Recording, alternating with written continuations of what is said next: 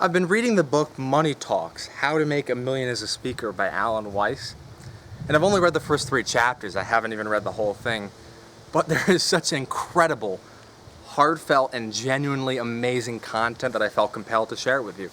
You're busy, you may not have the time to read this, but let me give you a few insights that I've gotten from reading this, and maybe it'll help you in your life as a speaker, as a business owner, as a writer, as a networker. In any way this may help you, I hope that this information will in some way benefit you. One, it's important, just as important, according to Alan Weiss, and I agree completely, to not be perfect as it is to be perfect. So don't worry about having every little word correctly. Don't worry about having every little detail just right. Just be yourself. By all means, be prepared. Bring your full knowledge, your inspiration, your content, the way you move the stage, the way you look audience members in the eye. Do all of that. But if you're not exactly perfect in every little thing, no one will care. As long as you're conveying good content while mixing it with humor and inspiration and fun, the audience will love you. I'm using notes, and I never use notes, but Alan Weiss taught me, as long as you're prepared, it's okay to use notes. I never knew that. I thought of it the other way around, that the best speakers memorize everything. And I have a good memory, but with that said, I don't need to worry about having everything perfectly memorized. As long as I'm prepared, which I am, using notes is completely fine. Another point that I'd like to share with you that Alan Weiss brings up is that there are no full-time speakers. You're probably thinking, what do you mean? I know people who speak full-time. And I think Alan Weiss frames it perfectly, and let me convey it to you the way I understand it. I carefully read it, and hopefully it'll resonate with you as well. Don't think of speaking in terms of part-time or full-time. Think of speaking, or whatever you are doing, as using your time in a way that you want to. So what he means is, you can be a speaker who speaks 5 times a week, or you can be a speaker who just speaks on weekends or maybe in evenings. It doesn't matter, you're a speaker either way.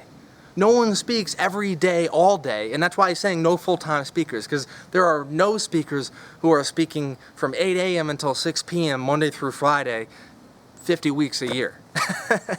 Maybe there are. If there are, tell me, because I want to talk to that person. That's incredible. But as far as I know, there are not. So it makes sense what he's saying. Don't worry if you're a full-time, quote, full-time, meaning you do it only speaking and nothing else. Or maybe you have another job, but you're speaking on the side. That's great, too. It doesn't matter. If you're a speaker, you're a speaker. Makes a lot of sense to me. Another point I'd like to share with you. This is a huge one. Page 27, Weiss says, define your value in the broadest conceptual terms, studiously avoiding industry, niche, and segment alignment. Enable any buyer to buy. Every word you use to narrow your impact eliminates thousands of potential buyers, so don't use too many words. I love that. I've heard over and over again, find a niche. And by all means, if your expertise is in a certain area or geared towards a certain audience, then go that route. But what I learned from Alan Weiss is that you don't want to limit yourself vertically to one niche. You can expand horizontally and be so many different things to different people. And Alan Weiss even says that. He goes, I'm paraphrasing here, but I remember him saying as I was reading this, I may not be, he goes, I'm not entirely convinced that I can't be all things to all people, but I do know that I'm a lot of things to a lot of people. So what Weiss is saying is you can connect with a lot of different people in a lot of different industries. Remember this, you may not know their particular industry terms in the sense that you may not know banking, or you may not know all there is to know about customer service. But here's the key. You may, or you probably do know about how to better lead teams, how to help people better manage their time, how to achieve results. And that's the point here. Weiss is saying when you're speaking to people who can hire you, potential meeting planners, buyers, acquaintances, people you meet at networking events, speak in terms of results. Don't limit yourself. Don't use too many words that are going to limit you to just one certain area. Broaden your scope and be a lot of different things to a lot of different people. Your knowledge can be expanded. That will open you up. Don't get caught in the success trap where just because you do well in one area means that you just have to stay in that area. Keep on deepening that vertical niche while expanding horizontally. I've spoken internationally. I've spoken to high schools. I've spoken to thousands of people through Toastmasters, and I've also spoken many times out of Toastmasters to communities to not only schools but nonprofits and even to small organizations. So I'm growing. I definitely have a long way to go, and I'm very humble in the sense that I'm learning with you. I have not made barely anything. Let me say that correctly. I've barely made anything from speaking. I've done a couple non-fee engagements where people help me for parking and little things like that. Where I'm at right now is I just want to speak, get out there, not just practice, but get messages out there, get content out there, audiences. The money will come down the line. It may not come right now. That's where I'm at. Weiss is helping us both, you and me, in the sense that, yes, it is absolutely possible to make money as long as you don't limit yourself. Keep on expanding. Another awesome point that I want to share, I marked the page here, and Weiss says, it's not how much you speak or how long you've spoken that's important. It's how well you speak and how effectively you meet the buyer's objectives. Oh, and it's also a matter of charging for it. I love that. Don't worry about people who are in this industry who have decades of experience. You're just as good as they are. You are unique and talented, and you have a message, you have inspiration, you have content, and you have a wealth of knowledge that people need to hear that will benefit them. Focus on that. Focus on what you're capable of doing, and don't worry about the experience. That'll come, but even right now where you are just as good as the other speakers who are out there. So remember that as you're putting yourself out there, because you're incredible. You are a great person, and you have a lot of potential. Much of it you've used, but much of it you've yet to use, and you're definitely moving in the right direction. Remember, too, that extending from that point that I just mentioned, meeting planners, buyers, the people who have the power to hire you, are the people that you want to focus on. Very quick sidebar, but is directly relevant to what I just said. Weiss talks about the fact that the best speakers are pleasing the client, meaning the meeting planner, the buyer, before they even please the audience. That was very interesting to think about. What that means is, yes, you're always giving the audience great content, but sometimes you might ruffle their feathers a little bit in the sense that you're getting them to think, to reflect, to maybe look within that they may not usually do. So keep in mind what I'm saying here. You're doing your job, you're speaking well, you're conveying content, you're just getting to them in ways that not a lot of people get to them.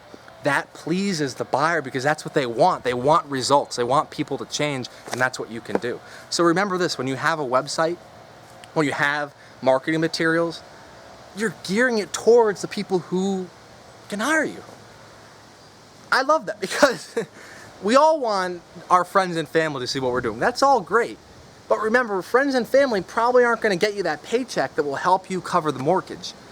The paycheck that will help you pay your mortgage will come from the meeting planner, the buyer, the director, whoever it may be. They're the people you want to impress. After that comes your audience, and this leads into my next point, which is perfect. Adhering, as Weiss says, to basic adult needs, connect with your audience. Remember this: discussion, practice, feedback, application. Discussion, practice, feedback, application.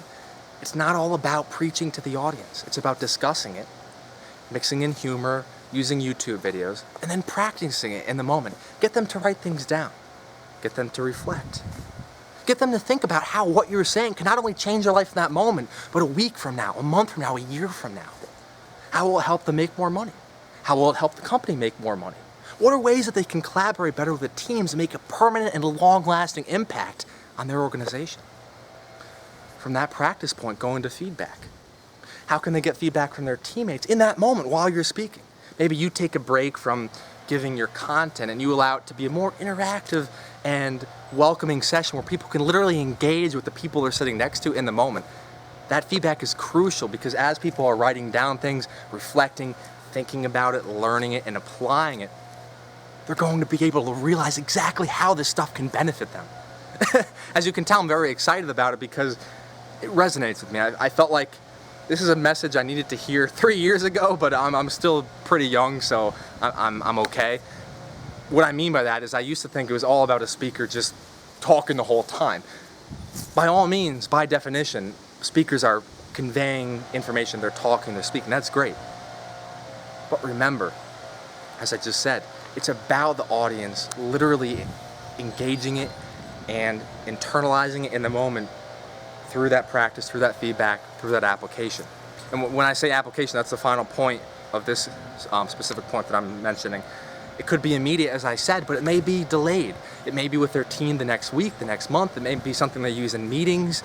But as I said before, it could be better managing their time, leading teams. It could involve things such as how to better interact with customers, how to improve profits, how to increase engagement from people who are looking to buy their services, anything like that. Any ways that you can help them would be great. I love this because Alan Weiss says in this book, and again, I've only read 3 chapters, I've only talked about just a tip of the iceberg of what I've learned, so there's a lot here. But he also says, convey solid content, knowledge, and things that can help your audience with the people you're connected with, the people you're speaking to. By all means, personal stories and self-disclosure is fantastic. And even for me, in the sense that I speak to middle schools, high schools, colleges, I'm speaking at a graduate school next month, those personal stories are awesome. So yes, if you're speaking to the right people, you can convey those very heartfelt stories. But remember this, and this is something I'm learning too, only do those stories with the right audience. So if you're speaking to a corporate audience or maybe a nonprofit who doesn't need as much inspiration, but they need more knowledge, they need more content, give them things that can improve their life, that can improve their organization's life and make everyone around them better. You have so much inside you, you have so much potential. Remember these tips as you're out there engaging with people because it will help you and it will help other people. If you like what I had to say, like my video, subscribe to my channel, more things like this in the future to come. And by all means, share this with other people if you agree with some of the points I shared. Thank you.